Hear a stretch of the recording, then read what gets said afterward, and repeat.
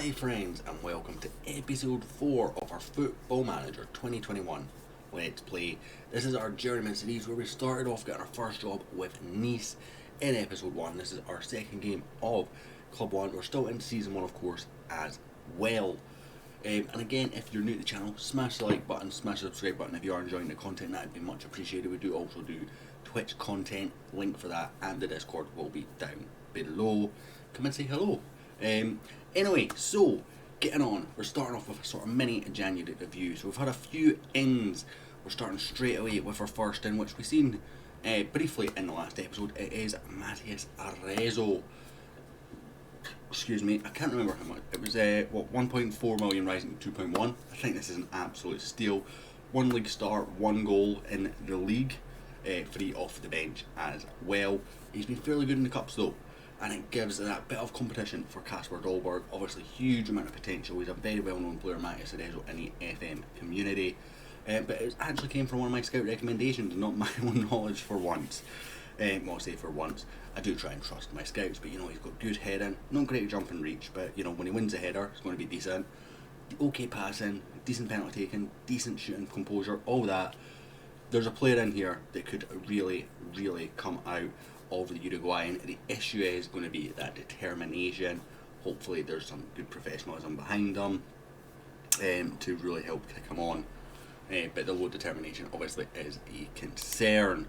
We do have a player that we know very well on this channel, Joe Aribo. He was transfer listed by Rangers, and this was me sort of going into my own knowledge, sending scout reports out, and Joe Aribo was transfer listed at 4.5 million. Now he can play, he could cover box to box. He's not great at it, but that's where he's kind of playing if he's starting. He can play shadow striker where he's decent at it. Finishing might be a bit of an issue with that, as well as acceleration. And he can play the inside forward role on the right hand side as well. Again, acceleration going to be a bit of an issue, but I thought for 4.5 million, we know that this guy, I think was it 30, 40, 50 million we sold him for in the Rangers save. This is someone that we can bring in, use short term, make a bang load of profit for, and you know, have a decent bit of, you know, rotation in the squad in the meantime. And as I said, he covers so many different positions. Does say he can play out left as well. I'm not convinced of him in that role. And then we have a sort of loan for a buy for the future rather. It is Andreas Skov Olsen. This was another lad recommended by one of my scouts. 4.1 million, rising to 6 million. Did include a loan back to Bologna for this season. But we said there was a couple of areas particularly that either we had only loan players in, or not a huge amount of depth. Right wing was one of those positions. In fact, well, both wings were those covered that base.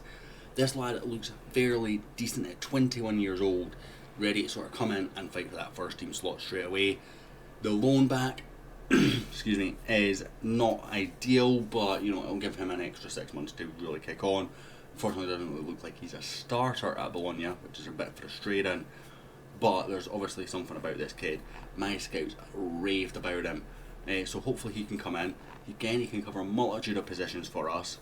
He could play up top, on the right or the left. He's either footed, which means that he'll fit both sides for us perfectly, and probably do a job as a shadow striker as well, I would imagine.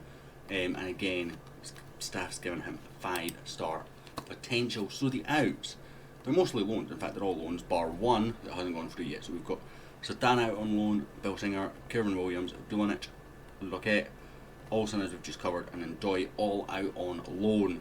The one transfer deal that's done that hasn't gone through yet is Dante, who's gone to Fluminense. I think that's Fluminense. Going to look like a right idiot if I'm wrong there. Going back to Brazil anyway for a couple of hundred thousand pounds. But he gets him off the wage budget. We just have to wait until the Brazilian window opens in March. I don't see him having a lot of game time here. He doesn't suit any of my systems, so while he's good mentally, good physically, his physicals, particularly that pace and acceleration, are a big problem. You know, we play a high line, he will get exposed in that line time and time again. Let's just say for 26.5 grand a week, that's the best deal. We're getting a couple 100,000 for him at 37 years old. That's a win in everyone's book. And the former captain will sadly leave us. Obviously a very solid player, Historically, had a very good career in Germany. You see there Mönchengladbach, Bayern, Wolfsburg before being here. Even had a spell at Lille. So there's that situation. So then we need to go to staff. Now, I am going to be brutally honest here. Our staff are terrible. So let's see who we've all released. So first of all, the head physio. 10 for physiotherapy. What are you doing? You're not a physio at this level. He's gone. Another physio was away at 15. He's slightly better, but still not the level that I want. So he's away. We sacked this lad who is an assistant manager who was already here. I just don't rate him. He doesn't have the stats that I look for. Tactical knowledge is a very, very big one for me. Plus, for some reason, we had 2 assistant managers. We've released this lad. He was a fitness coach. Just not good enough again for this level. This lad was a coach. I don't think I need to explain that one to you, to be honest. Was he one of the ones that came in before us? No, he wasn't. And Denon, who is a decent goalkeeping coach and actually one of our better coaches, I just found better available when I was looking to replace the other goalkeeping coach that didn't exist. Apparently, that's easy enough. Might have made a mistake there. So, these 2 guys, this is my current assistant manager. He is still here. He doesn't again have the stats that I want.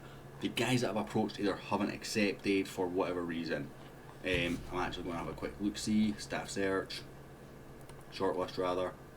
So yeah, he's turned us down, and the other one that I approached actually took the job at Lugo, who, if you remember, I turned down before we got this job. So I've brought in a couple of scouts straight off the bat. We had space for scouts.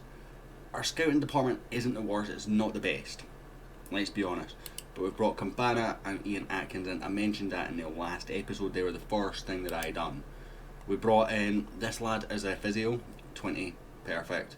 Get him in from FCSM. We brought in this lad from Pescara, 19. We brought a new head physio in from Le Havre, perfectly done. We brought this lad in also from Pescara, and then we brought in a new fitness coach in Anthony Colbert, who I suspect we had at Rangers. I can't remember exactly, but I do suspect we had him at Rangers. He's obviously a very, very good fitness coach.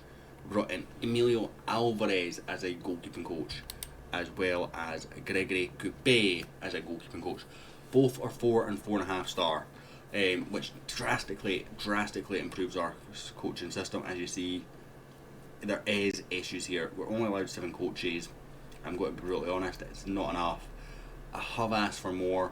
The board have not agreed to that request. We are still improving everybody else, so I need a new head of youth development. The one that we've got just now is not bad, but he's not great. I've not looked at the performance analysts yet. I've not looked at the sports scientists yet. And I've not looked at the recruitment, well, we've not got any recruitment analysts. I just noticed that. So we need to go and get some recruitment analysts. Director of football, obviously I have a promise that I will work with him, so we can't do anything about him. Technical director I haven't looked at. Again, just let him do his job. Is kind of my thinking. I do also have an apology to make. We're going to go into schedule now. You'll see I played the City Etienne game. I was in that game. I started it. We're about 10 minutes and I went, I'm supposed to be recording this. So apologies, we're doing Rennes instead. That is my fault. Pro content creators. So, problems. So, since the last episode, we played Rennes. Danilo and Dolberg with the goals. They had a man sent off, but we were already well on top of this game. I was very, very pleased with how we were playing. We've done well, got the goals. As I said, Danilo and Dolberg give us a 2-0 victory and continue our good start. Before we then played Béziers in the French Cup, we won 3-0. Arezzo, Joe Aribo and Casper Dolberg all on the score sheet. Before we played second place in the league, the only team that had beat them this season so far had been PSG, Lille. We've got off to a good start early on with Todibo scoring, an absolute thunderbolt as well it was. Joe Aribo made it 2-0 before Ronnie Lopez made it 3-0. Atal got himself sent off. I don't necessarily agree with the decision for a sending off, but I think it was one of those graphical ones where it looks right, or it looks like a clean tackle, and it's not, because both the match engine and my assistant manager said it was a clear red card. I disagreed based on what I saw. I felt he got the ball and the man ran into him. But, it is what it is. And then Yoma's got a late deflected goal. Deflected, it was a rebound, not deflection. Which was unfortunate. And sort of breached our defence for the first time. Unfortunately, that was something that was going to be a trend from now on. We played Toulouse and we lost 2-0. They scored very, very early through a set piece. Very frustrating. We went for it and he scored on the counter. We were by far the better team in this game. We just could not find the back of the net. I made a couple of changes. Robson Bamboo was in there to play. Both our fullbacks were suspended, so I should have maybe have realised let's not rest a centre back when both fullbacks are suspended. But that's on me. Unfortunately, we lost 2-0 to Toulouse, who are a division below us. So a bit embarrassing. Before we played at Montpellier, we went deservedly in front after 70 minutes through Matthias Arezzo. Unfortunately, they undeservedly managed to equalise in the 85th minute. It was one of them. The defence switched off for a minute. I have said the defence is a bit of an issue, but there's not been anyone available for us to get at least within our budget, which is why a lot of the players that we brought in are midfield and attacking players. There's just been no defenders. The best defender, the only defender option we have had is Phil Jones. Only one we could afford that was at a level to come in now. Other than one that I applied to get for next season that went to Man United. Which is unfortunate. We do have a pre-deal done for next season as well, a CDM. I'm trying to get one more as well, which will really, start to kickstart our involvement on the team. We then played Saint Etienne, and it was a 2-2 draw. Disappointingly, they went ahead after just a couple of minutes. It was then wave after wave of Nice attacks before Ronnie Lopez eventually equalised, and then against the run of play again, they scored, and then Ronnie Lopez equalised again. Unfortunately for us, it doesn't matter if you dominate the games, it's about who can keep the fewest goals, or who can score the most and concede the least, essentially. And unfortunately, this last 3 games, we have not been good enough to do that, despite dominating the game. So hopefully we can, start to move in a position now where we can start to score goals and stop conceding again and get back to that form when we first took over the club. This has been a consistent sort of level of form for the club. This sort of wavy, you can see, started really poor, went on a little run, then really poor, never really had another run again until just before we took charge to beat Lyon, and then we had a little run taken over. So hopefully now we can start pushing on. The league table shows us just 4 points off a European spot, so we're doing our job. Unfortunately, the teams above us, other than Angers, are all sort of teams that we should be fighting for European spots naturally. You've got Monaco 3 points ahead, Marseille 4 points ahead, Saint Etienne 6 points ahead, Lyon 8 points ahead, and way in the distance is Lille, who I don't see any of these teams dropping a huge amount of points. Angers, I don't know a huge amount about, but obviously they're on 34 points, so they're not mugs. They've got 9 wins, 7 draws, and 6 defeats. So there's something about that team that is good. Hopefully we can start to make a move now to try and catch them up. We're going to jump straight to pitch side against Rennes. Here we are. We're going in. Made a few changes to the last game. Kamara is unfortunately absolutely knackered, so couldn't play. As much as I wanted to give you him this game, I couldn't. I just couldn't bring myself to do it. So he has been a key player for us. We're putting Latomba out on that left hand side, which will be interesting. Todibo also injured just now, so Pelmard on that sort of left centre back role. So that's an area that I want to sort of monitor in this game. We've got Danilo and Aribo in the midfield, Schneiderlin holding behind, Ronnie Lopez on the right, Casper Dolberg rather on the left, and Matteo Arezzo will lead the line. Overall, I'm content with the team. There's certain things we will need to slowly change, but without a couple of transfer windows, a few sales, and properly able to invest money into the team, we will struggle to make those changes. We have to maximise the value of the players we have, to sell them on for inflated fees and bring in players that we like the look of, that we think can do a job for us on reduced fees. And that's the only way we are going to keep recycling this team, essentially. Now we're coming up against a good Rennes team who has also been underperforming. You've got good players in there. You've got Traore, Da Silva, Camavinga in particular, very, very good. Bebu, not a bad player either. You know, so a very, very good Rennes side that we are playing today. So hopefully we can, you know, do some decent things here. But if obviously the managerial change themselves, we're going to go with the pump fist. I have faith across the board, and hope that it encourages players to play well. I'm not doing my best commentary today. I've been playing Football Manager now since about 8 hours. I've been playing Football Manager, just this save. I've taken an hour. Oh my days, what in the world is that?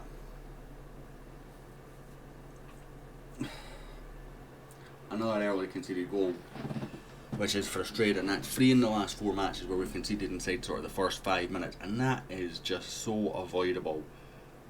There's nothing in that, nothing at all,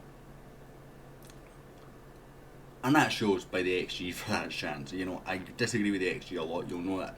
Anyone that's watched the Rangers saves will know that I disagree with the XG a lot. There's about half the team was offside there. So I'm not expecting anything from that. I don't even know why it showed us that highlight, because literally half the team was offside. Not one of us remained onside. I'm going to demand a bit more here. As we do that, Saliba with the goal. Get in, son. Get in. Perfect there from Ronnie Lopez. Great at the back post. Saliba gets himself a bit free and just tucks up. Oh, hello, cat. The cat has decided to make an entrance. She usually does that on the Twitch streams, not so much when I'm recording YouTube, but she's decided to do that today. So, decent, we're decent. You know, again, you can see we're dominating possession. No, we're not dominating possession. We're dominating the chances and whatnot. A bit unusual for us not to dominate possession, which is interesting. Musa whips in, Benitez equal to that one. And he's going to launch it forward. Arezzo heads down for Ronnie Lopez. Coming at the box. It's going to VAR. I never like it when it goes to VAR. I don't know if it was a penalty or not, to be honest. We didn't have the best of angle to judge this one. Let's see what the referee gives. He's got a guy star jumping behind him. No penalty. Damn it. Okay. Dressing room it is. Been unlucky so far. Got faith. Got faith. I literally said I've got faith there. I'm going to make one tactical switch here, which will be in this one. Stop taking long kicks. I don't know why that's on. It shouldn't be. Roll it out to the back. Maybe we'll start dominating the ball a bit more again. I don't know why that was on, but I spotted it from a couple of those. One of them obviously created that potential penalty chance there. Camavinga, very good player. Bebu, Martin. Atal wins it. Danilo in behind for Arezzo. Has Matthias Arezzo got the finish? He does indeed. And Arezzo was his 4th goal for Nice. And it's just simple, you know, win the header, simple pass, in behind. Watching the movement of Arezzo, perfect ball in behind from Danilo, good finish from Arezzo. That is the exact kind of play that I want us doing consistently. Very, very well done from us there. We've turned this game on its head from that poor start. Not a great press here from the team, kind of just letting Dolberg press on his own. He's doing a decent job of it, but unfortunately, you know, he can't chase everyone. And eventually they've played it through and got him behind. And had a decent save from Walter Benitez. Thankfully it was straight at him, which made it easier for him. Corner kick whipped in, away by Saliba. Ronnie Lopez brings it forward. Come on, Ronnie. Find the pass, son. Decent ball in. Dolberg blocked again, and he just can't get to it a third time.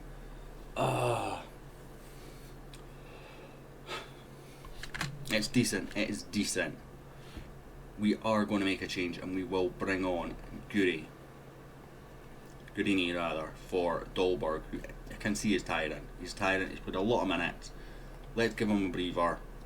Make that change. Simple as that. You can see the possessions now starting to come into our favour since I've just made that one goal kick change. Or changed the goalkeeper rather.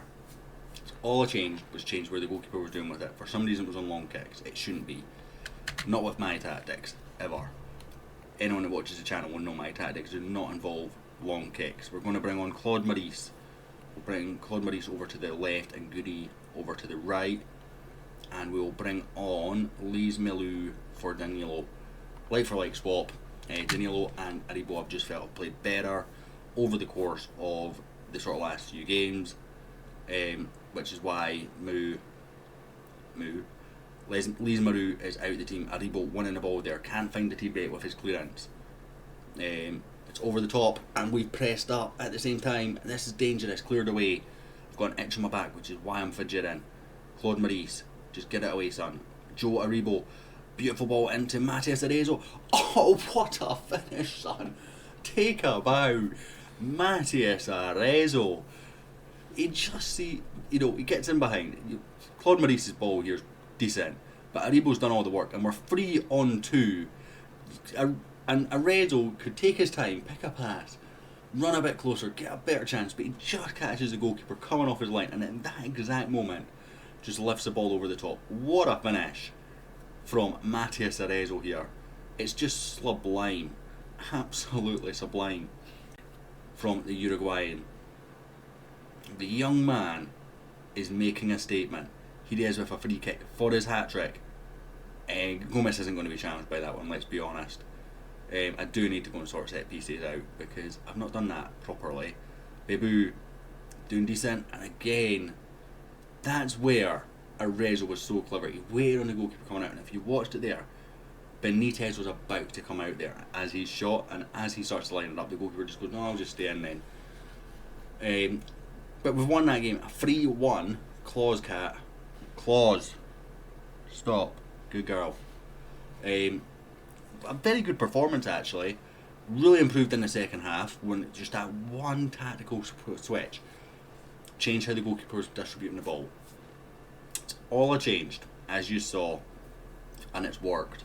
Arezzo with a brace, Saliba with the equaliser. A poor start, of course, but a good win that puts us 3 points now off that European place.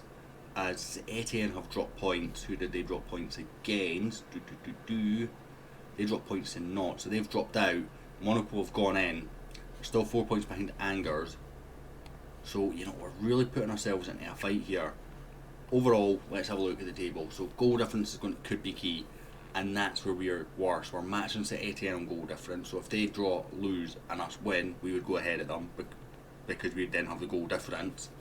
And obviously, we can't flick that in that way.